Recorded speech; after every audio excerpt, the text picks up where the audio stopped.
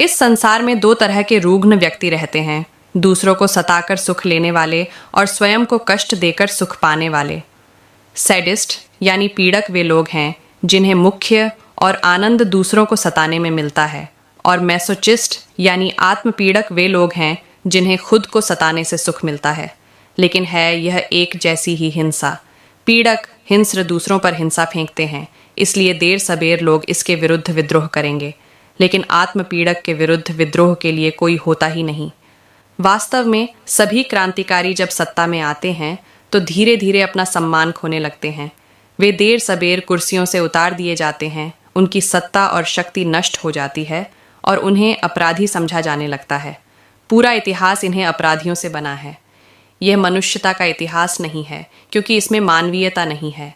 यह मानवीय सहृदयता का इतिहास न होकर सिर्फ राजनीति, राजनीतिक टकरावों, संघर्षों और युद्धों का इतिहास है। जिनके पास जब तक शक्ति और सत्ता है वे देवताओं की तरह पूजे जाते हैं, लेकिन देर सबेर उनकी सत्ता समाप्त होती ही है। फिर एक दिन ऐसा आता है जब हिटलर सम्मानित नहीं रह जाता, उसका नाम गंदा और कुरूप बन जाता है। एक दिन वह आता है जब स्टालिन भी आदरणीय नहीं रह जाता, ठीक उल्टा हो जाता है।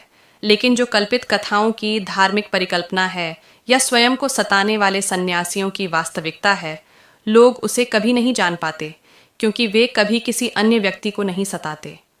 वे अपने आप को ही सताते हैं और लोग उन्हें सम्मान दिए चलते जाते हैं।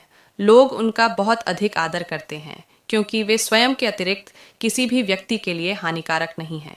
लेकिन ऐसा संन्यास एक तरह की मानियक मानसिक रोग प्रवृत्ति है, यह किसी भी तरह सामान्य नहीं है।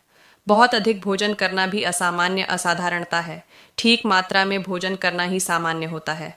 मध्य में बने रहना ही सामान्य बनता है। ठीक मध्य में बने रहना ही स्वस्थ, समय और धार्मिक बनना है।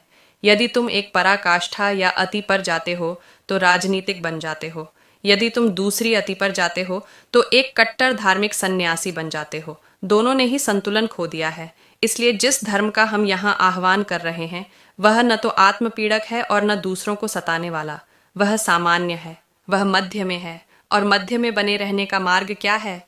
मध्य में बने रहने का मार्ग है इस संसार में तो रहना, लेकिन उसका बनकर या